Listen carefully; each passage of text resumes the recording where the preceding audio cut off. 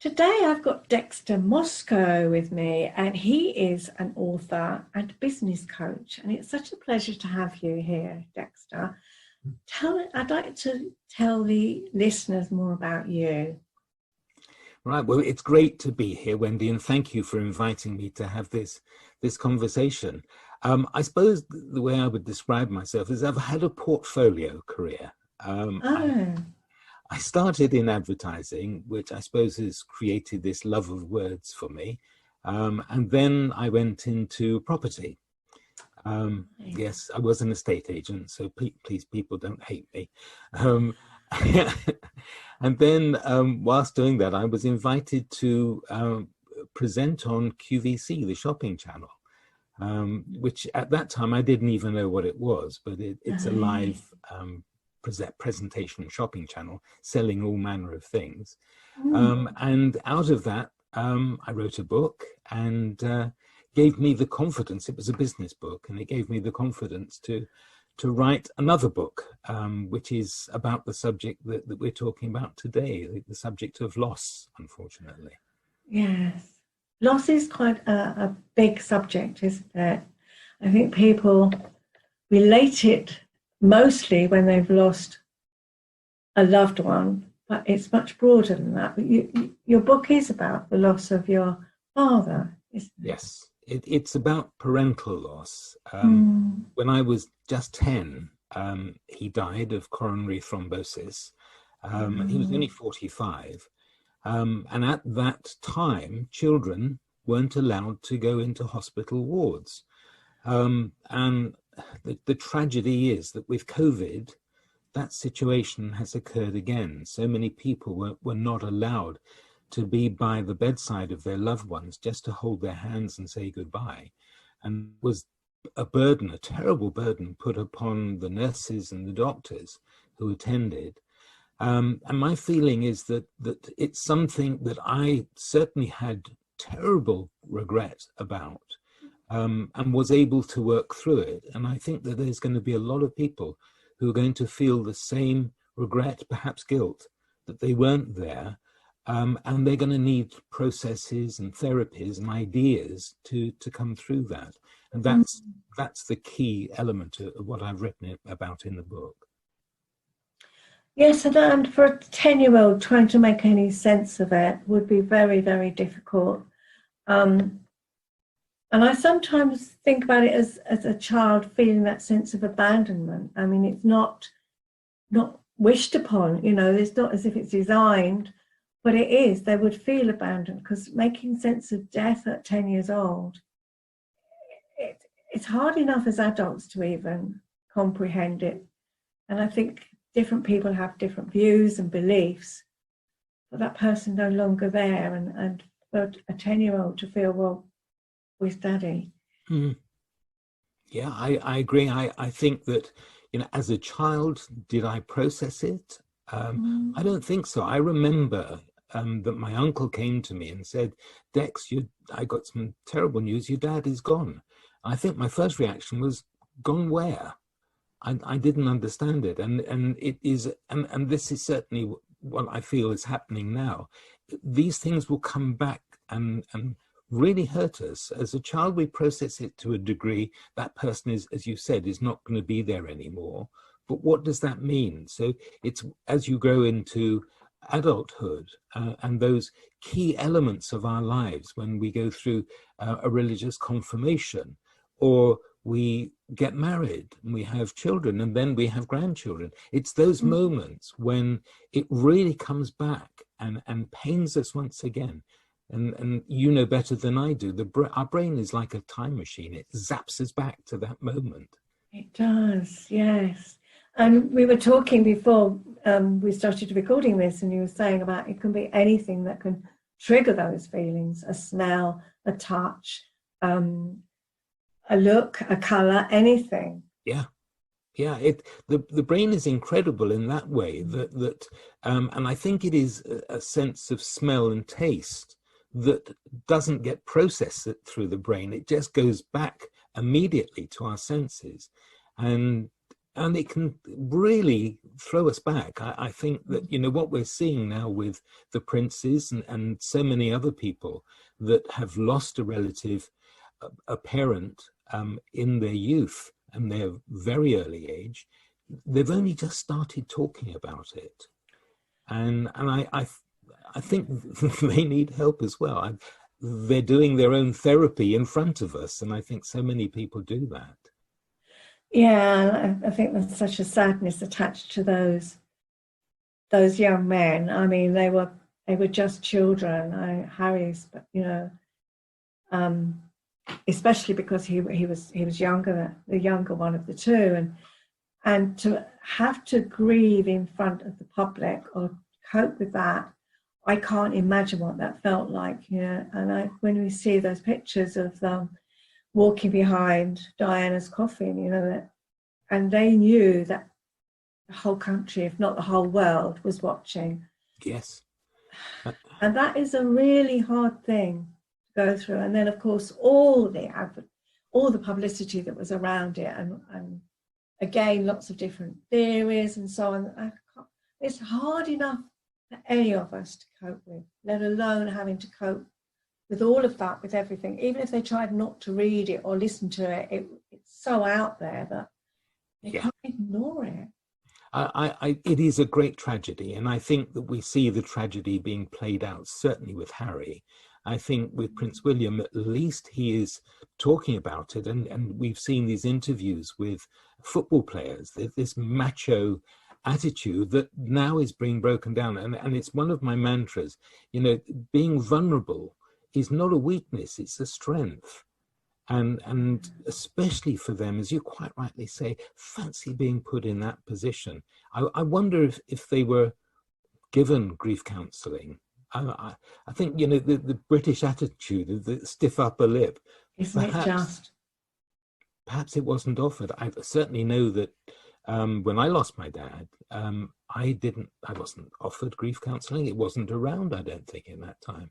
But there are some wonderful organisations. One of them, Grief Encounters, which deals specifically with childhood bereavement. Yeah. But I think sometimes, and I don't know if I should tell this story, but certainly when I was 45, which is when my dad passed, when that hit at that age, I had a great traumatic experience. I found myself getting angry, and over the silliest little things. And so what I did was having a chat with my wife, Fran, and I said, you know, this is not right. I'm reacting incorrectly with my own kids, with my sons. I need to do something. So I went into therapy for psychotherapy for about 1.5 years. And it was helpful. It brought out certain things that needed to be talked about. But after 18 months, the one realization was that I was angry with my father for dying. Of course. But what do you do with that? Yeah, that's a hard one. And I guess with everything, my belief is the whole point of therapy is that we begin to integrate it into our lives. We can't change history. I mean, this is the whole thing, isn't it? We can't change what's happened. It's done, it's happened. And of course, you were unconsciously angry at your dad for a long time, and not surprising. How dare he? How dare he leave you? Yes, and that was exactly it. And it was sometime after that I said that I started going on my voyage of discovery, looking for other therapists, looking for answers that would allow me to answer that question. What do I do with that knowledge? And I said I sorted, perhaps it sorted me. But there were 3 elements that came out of that. And I've created an acronym, which I call MIC, M-I-C. And so it was meditation. And so I found a very pragmatic meditation called the Silver Mind Control Method, which is now called the Silver Method, where it allows us to control our own thoughts. And then the I was imagination, and I understood the secret of visualization, of visualizing something at a meditative level. And then, and this was a real revelation, if I can say it, for me. It was communication. And you would know this, it's Gestalt therapy. I found Gestalt therapy, where I was able to literally, at a meditative level, in my imagination, go back to my father's bedside and say to him, why did you go? Why did you leave us? You were a chain smoker. You were overweight. Didn't you know that this would be the cause of your demise? And so in my mind, I had this conversation. I took his part as well. As you know, with Gestalt, you sit in one chair and then you sit in the other chair. Yeah. That conversation. And that was so releasing. And I came out of that level as if a burden had been lifted on my shoulders, off my shoulders. Because he told me that he had regrets. He apologized. And it was a mind trick, but my goodness, was that effective for me. Yeah. And so that's, if you like, a key message of mine. Although they're gone, never feel that you can't have that conversation, because you can. And it's not stupid, it's not silly. No. And it may be, you know, in some religions talk about that still small voice. And some will say it is a spiritual element. Others will say that it is our own voice telling us something from the deep recesses of our brain. So even if it's just that mechanism, I certainly highly recommend doing that. Yes, and I think it's very powerful. You're right. I think connecting with our inner child, that small child who was so hurt and upset, and I think there's something so many people don't. When they're adults, they're thinking in their adult head. They're not thinking as that child. And I think that when we start thinking back to what a 10-year-old would have felt, that is very powerful too, because we so often forget that. We think, well, why did that? But we're thinking right now, and that isn't how that child felt. No. Yeah. I quite agree with you. I think that, you know, children perceive things far better sometimes than adults, because, you know, as adults, we're programmed to react in a particular way. And we go along with what we think is the norm. But children just react. Children just do. I think it was very interesting recently that Chris Evans on Virgin Radio had competition, 500 words. And I know that will resonate with you, because you recently had to write a piece for a book with just 500 words. And what they were asking children was about their reaction to Black Lives Matter. And they just went straight to the core of what they felt without any filter at all. And it was really powerful. So I agree with you. I think that when we tap into our childish reactions, then there lies truth and honesty and a way of overcoming things. Yeah. And I love your Gestalt, you know, that way of dealing with it. And I think it's very powerful, putting yourself, you know, in each chairs and taking the role of that person. One of the other things I suggest to my clients is the unsent letter. Now, that's something I did with my parents, many years ago now. You can write it, handwrite it, or you can type it. Mine's on my computer. I fall over it occasionally. It's passworded. I probably, chances are I'd never ever be able to find it, you know, because I can't remember the password. But it was so great to be able to express all my emotions to them. And I think it has to be unfiltered when we do it. I think it's important that we put our true feelings, our anger, our annoyance, our upset, our pain, all of that. I mean, I can remember crying and shouting and all those feelings, but they've been locked in there for a long time. And I've never felt a need to go back to it. But it was, yeah, very poignant for me to be able to say all those things that I couldn't say to them when they were alive. I wouldn't have been able to say them even if they had been alive. I couldn't have had that conversation with them, I know.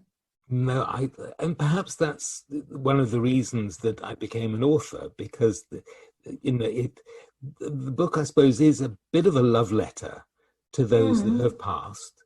It is, it's with humor as well, because there are very, very humorous moments. I mean, when my mum passed, and that's another element that people, you know, when both parents have gone, then suddenly we're orphans. And that's not, you know, just a throwaway line. It is a syndrome, and you understand that you know, we have to come to terms that we are the next in line, if you like. Yeah, which is come face to face with our own mortality. And what happened when my mum passed was that, and you know, she reached a reasonable age, which was 92. Actually, I think she was 92. She did lie about her age, so she could be a bit older. But the most strange thing, my mother married again, and my stepfather was a wonderful man. And actually, I'm going slightly off of the tangent, but he helped me lay the ghost of not being there when my father passed, because unfortunately he contracted pancreatic cancer. And in those final stages, I was there. I was there with my sister-in-law, helping him, as the morphine took a lot of his senses away. We were there until the end. And what I couldn't do for my father, I was able to do for Jack. And so that kind of laid that ghost. Healing, yeah. I'm not recommending that as a therapy for anybody. No, but it's very interesting, isn't it? How we manage to kind of work through things and how we manage to heal. Yeah, thank you for sharing that, because it's really touching.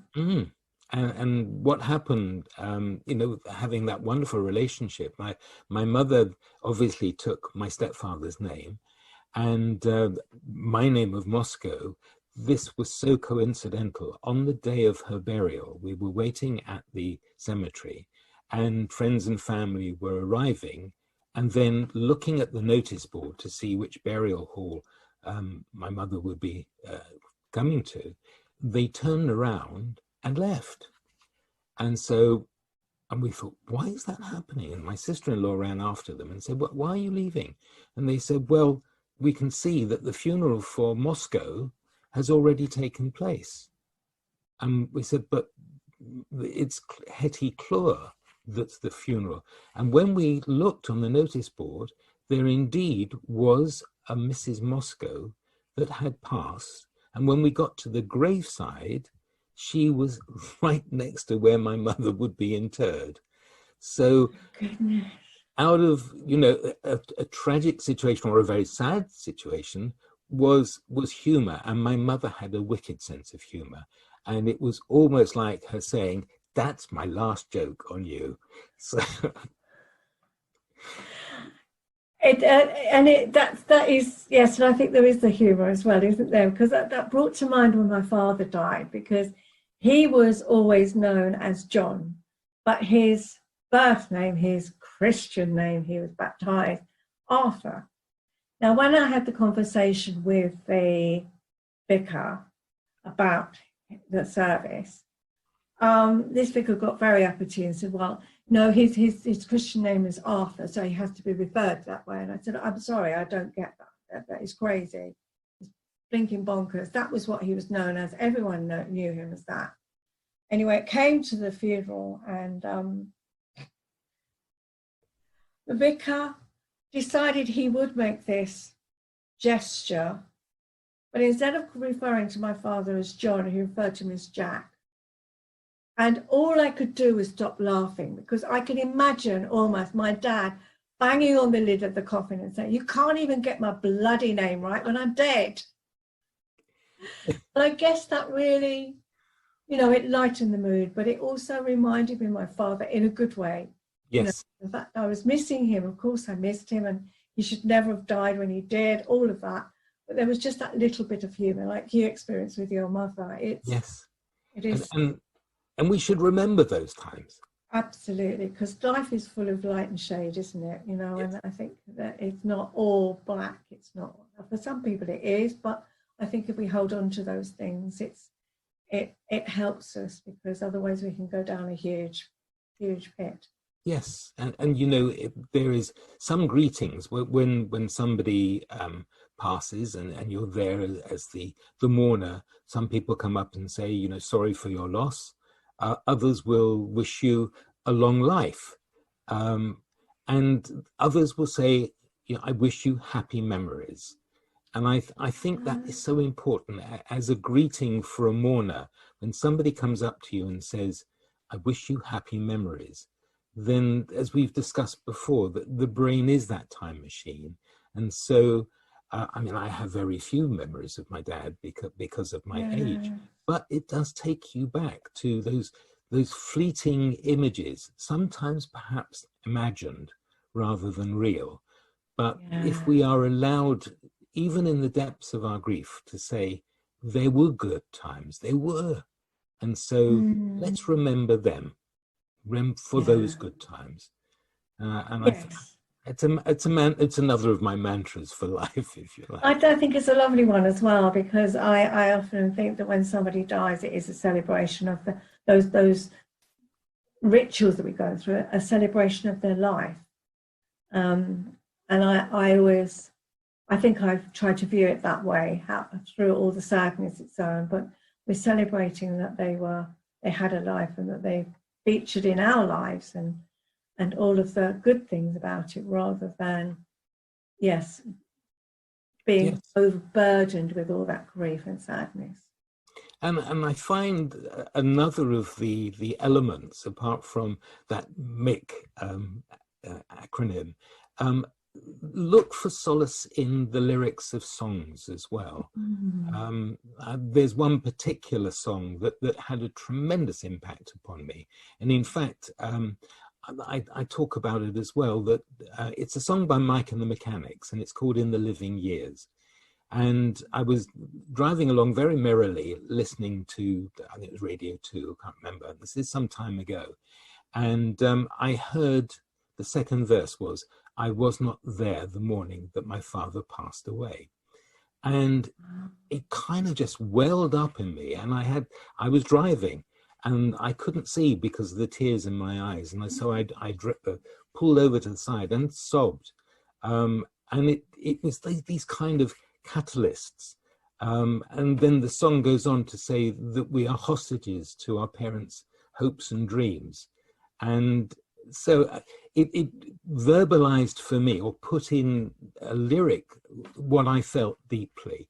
And so it's another of things that I say, that if you find a song that resonates for you, although it may bring back that memory and be very sad for a moment, it is a release.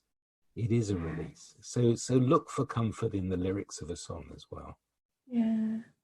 Yes, that's really a great reminder, I think, and very helpful. Yeah. So you were relating so much to COVID and how people have, how that loss is still going on, isn't it? Yes, it is. And before we came on air, we were talking about those stages of grief. And we were saying, you know them better than I. So if you would repeat them, I think. Yeah, and I think there is a difference between the 5 and the 7 stages of grief, but whichever. I mean, people have different theories. Basically, for me, and I think we're seeing it, worldwide, it's the first kind of sense was disbelief, denial, shock, wow, you know, this can't be true. I'm going to wake up and it's all been a bad dream. It's not happening. Yeah. And then mixed in there with the depression, all that loss of our liberties, not being able to see our family and friends, the restriction, almost being, you know, lockdown. I think that lockdown actually is being locked away, is being shut away, being deprived. I think there's very much brings up that word just brings up very much.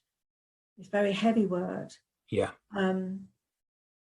And I think there was all of that kind of real sadness. I can't cope with this. How am I going to, you know, how long is this going to last?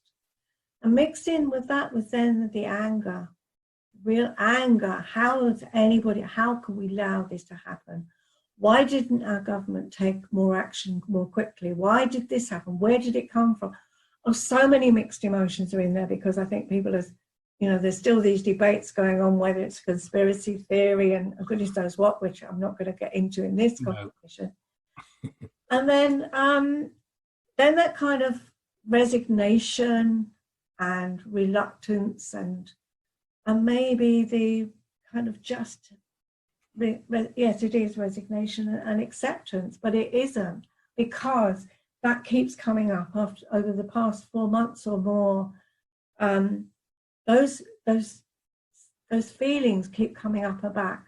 They're bouncing backwards and forwards, and I think we're going to keep bouncing backwards and forwards. There is so much, those people that have died, that lost their loved ones, who couldn't be by their person's bedside as you couldn't be with your father. Yeah. Which is really sad. The injustices, the seeing that our NHS workers, all that they're doing, and other key workers, you know, I mean, even the bins are being collected, you know, even those simple things, you know, yes. all the basic kind of needs are being met. Like people who are possibly putting their health at risk. So many things. So there's so many emotions are mixed in this whole thing. And then anxiety of what's the new world going to be like? Yeah. How are we ready to face it? Do I want to go out? What if there is another spot? You know, that's such a lot. And I think it's all related to that loss and grief. I agree. And I think, you know, and thank you for illustrating it, because I think that for me, well, I've explained that anger was somewhere that I was stuck in for some time. And then it wasn't so much guilt with me. It was regret that I couldn't be there. And in this time of COVID, I think that's so true. And I think it's very helpful for people to understand it is a process, that there are those 5 or 7 levels that we need to work through, but that at any time it can zap us back. And then, you know, we have no control over what's happening out there. The only control we have is our reaction to that situation. And I think that, you know, that was part of my learning, part of the processes that I went through, that when you understand that you can control that, and there are mechanisms to support that control, then you can move forward. Again, a very perhaps silly situation, but mum and dad, when I remember, we used to go on trips in the car, we used to make words out of number plates. And so and even now, because my father's name was Elkan, and so when I see a number plate with ELK, I think, okay, I got the message, you're still there. And my mother's name was Hetty, and so I see a number plate, HET, Het, and I think, okay, and is it coincidental? Is it created by me? But I can be thinking through a problem or something that is concerning me, and I will see that number plate or either of those number plates and think, okay, you're there. You're there to guide me. You're there to have a conversation with me.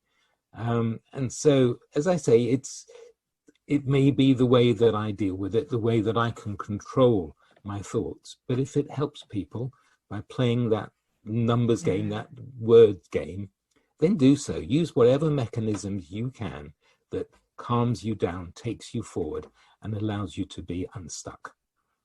Yes, such wise words. And I think there's something very much about self-soothing. We all need to, if we haven't got someone around who can help soothe us, even if they have, I think self-soothing is really important. I think too often people become self-critical and, oh, I've got to snap out of it. And there are times distractions are really good because we can't stay in that place forever. But people will distract themselves until it gets to a point where they can't cope, and then it becomes like an overflowing tank, and then it hits them when they least expect it as well. So yes, self-soothing and acknowledgement and being kind to ourselves and compassionate, that is really important. Oh, absolutely.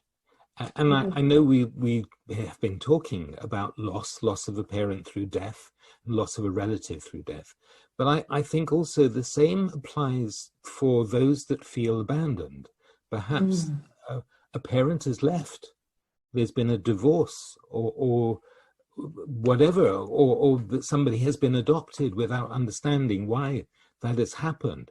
So equally, that abandonment, and I think that these kind of mechanisms we've been talking about also are useful there as well. I thank God I haven't experienced those elements, but the loss of a parental role model, certainly I can understand. And I've been very lucky through my life, through the various careers that we've been talking about, that I found mentors. I found people that certainly when I was in advertising and as a teenager, slightly rebellious because I was angry at the world. We've established that. A wonderful guy by the name of Norman Bond. He took me to aside and he said, Dex, you can do one of two things. You can carry on like you are now and go whichever direction that takes you in, or you can knuckle down, take responsibility for what you do and move forward in your life. And I will be eternally grateful. And that happened a long time ago. I will be eternally grateful for Norman. So look for the mentors. They will seek you out and recognize those people that can move you forward. Sometimes they'll be therapists. Other times they will be friends. And other times they will just be people that come into your life for a reason, and acknowledge them, accept them, and move forward with them. Wow, what great advice you've given here to our listeners. And I hope it helps. If it helps just one person, my view is, then I think, that we've achieved something. I hope so. I believe we can change the world one person at a time. Yeah. And then we'll get to that tipping point, and we're seeing it, aren't we? We're seeing the ecological movement, and I'm not a rabid green person, but look what's happened to our wildlife while we've been in this lockdown situation. Recognition of what plastics does, what harm it does. And so whether it's been enforced upon us by this pandemic, or whether it's just an evolution of understanding, then hopefully one person at a time we'll get to that tipping point where we will think of life, the world, and our part in it in a different way. Yeah. I've really enjoyed talking to you today, Dexter. It's been really interesting. Thank you. You have got a very varied life. I'm going to put all the details in the show notes that you give me about you and your life and what you do now. But what's one easy way of people getting in touch with you if they're just listening and don't have those details in front of you or the ability? How's the easiest way? The easiest way is to contact me by my email, which is dexter@dextermoscow.co.uk. And obviously dextermoscow.co.uk will find my website. It is more about the business side of my life. I haven't yet created a website for the book, A Voyage Without My Father, but I will do. But if somebody has taken solace from what we've been discussing and wants to be directed to the kind of therapist, because there are others, there's NLP, there's EFT, which are meaningless initials, but I'm very happy to discuss that with people. Yeah, So, great. if they just want to have a chat, then please make contact with me. Great, thank you so much. And yes, I hope people get in touch with you and find a way forward and some hope and help with this. Thank you. My pleasure. My pleasure.